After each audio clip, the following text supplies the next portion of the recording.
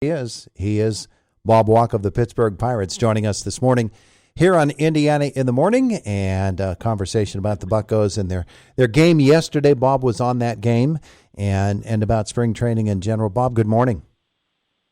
Oh, good morning. It's good. You caught me in mid-sip of coffee. Well, you got to get the pipes all lubed up here this morning, don't you?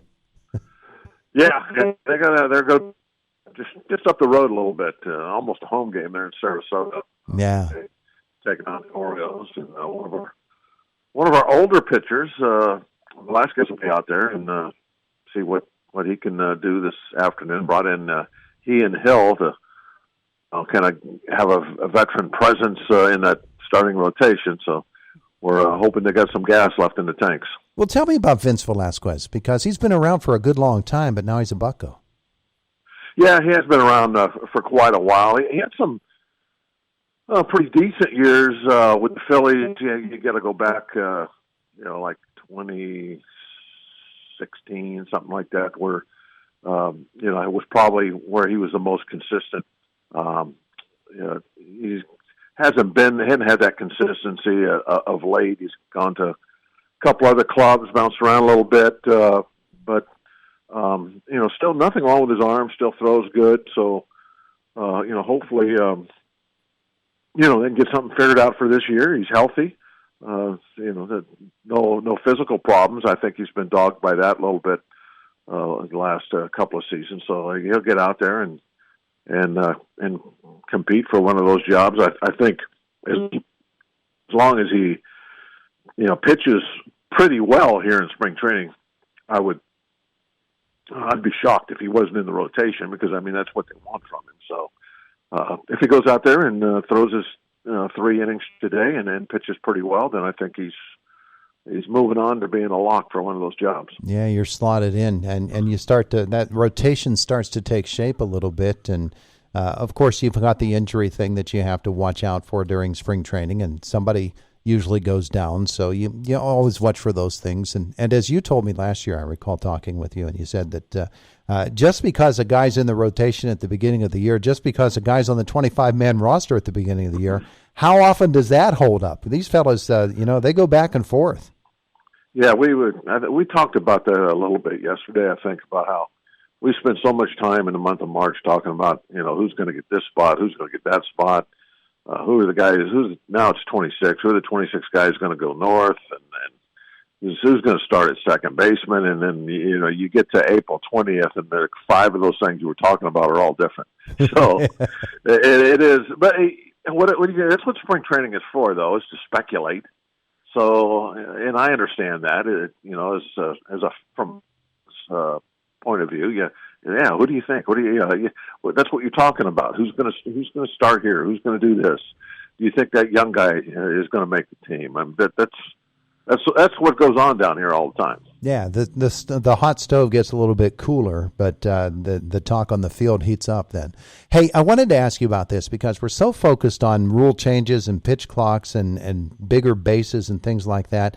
I think one of the big things that we're going to notice this year is the fact that there are so many new umpires. There were a bunch of retirements, and what was the number I heard? 10 or so new umpires, maybe even more, coming into the major leagues. Is that going to make as big a difference as I think it is? It's an interesting thing. I'm not sure what that's going to affect. The umpires coming in will be umpires with experience at working with these new rules. They're the ones that have been, using these new rules down in the minor leagues for the last few years. Mm-hmm. So maybe they'll do a real good job with them. Maybe it's the older guys that are going to struggle. Maybe that could be what drove all of a sudden 10 retirements all at once. That I don't want to deal with these new rules. Yeah. I'm at full retirement. I'm going to leave now. I mean that. I think it was probably a lot of what happened, that some of the older guys didn't want to deal with the new stuff. So I don't know. It's a good question. I have no answer for you other than it's something that we're going to watch. And then if we see a difference, we'll have to be talking about it. I think that some of the younger guys will be tested. Since there's going to be so many of them, will be tested by managers. I've already seen that here in spring training, that a couple of the younger guys that have never done a big league game before, that they've been asked to explain some of their calls. Mm-hmm. and I would love to be down there because I want to know what's going on too. Like the other night in Tampa, we were out on the field, and I'm looking at the clock, and it definitely goes down to 0, and nobody's doing anything. And the umpire jumps up from behind home plate, and I'm thinking, well, he's just called a ball. And he just has called time, and he's pointing at the catcher like the catcher called timeout. Well, the catcher can't do that unless he's calling a timeout to go to the mound. Yeah.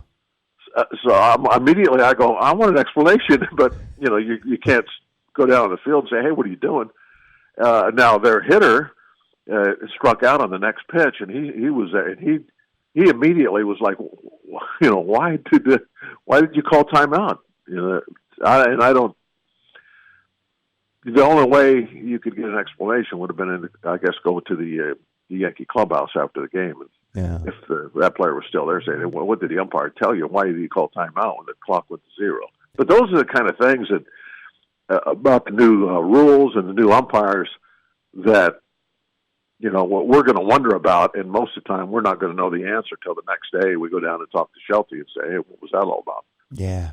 Hey, it's interesting, the dynamic between managers and umpires, and certainly with the younger umpires coming up right now and managers that have been there for a few years. Derek Shelton has been there for a while now, and some of those veteran managers that they just make a sport out of playing the umpires a little bit.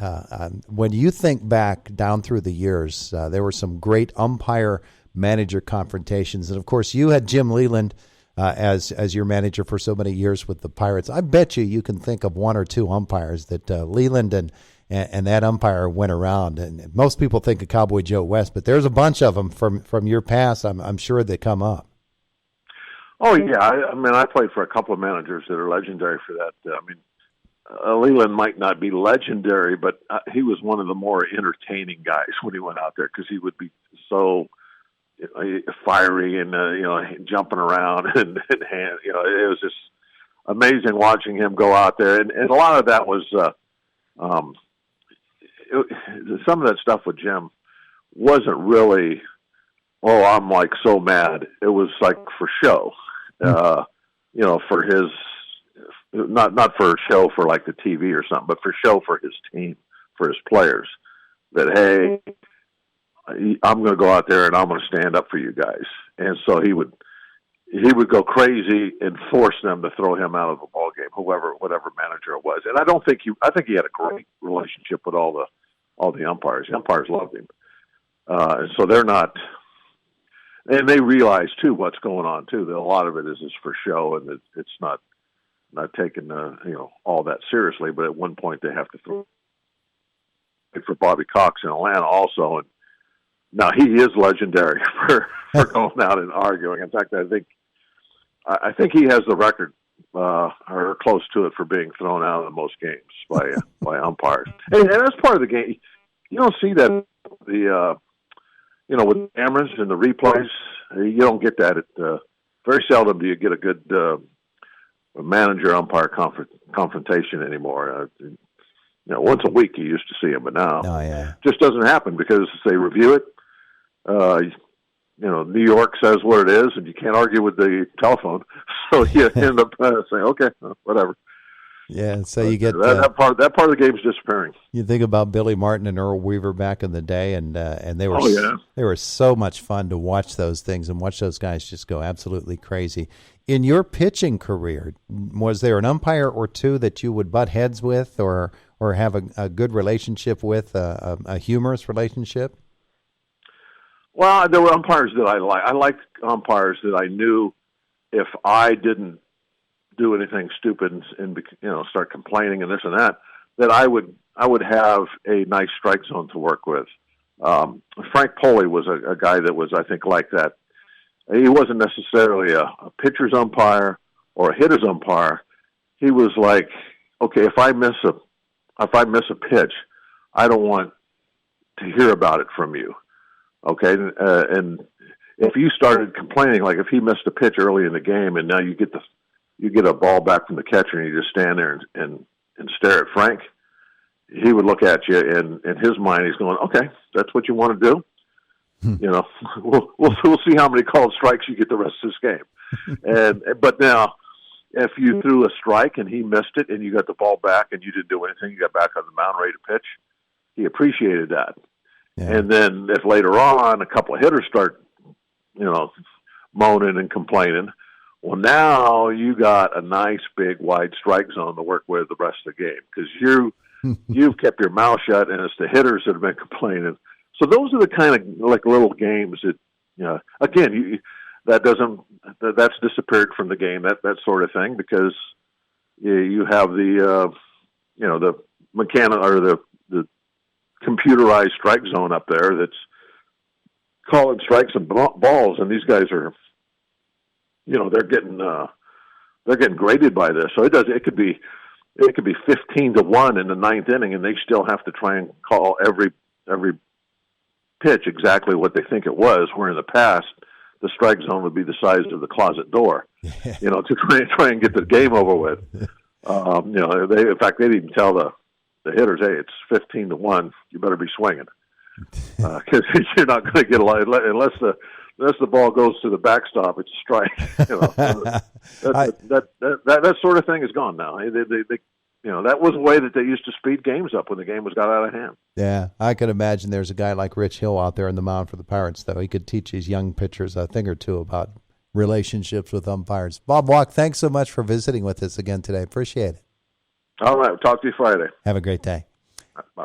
It is the voice of Indiana County. It's WCCS 101.1 FM and AM 1160.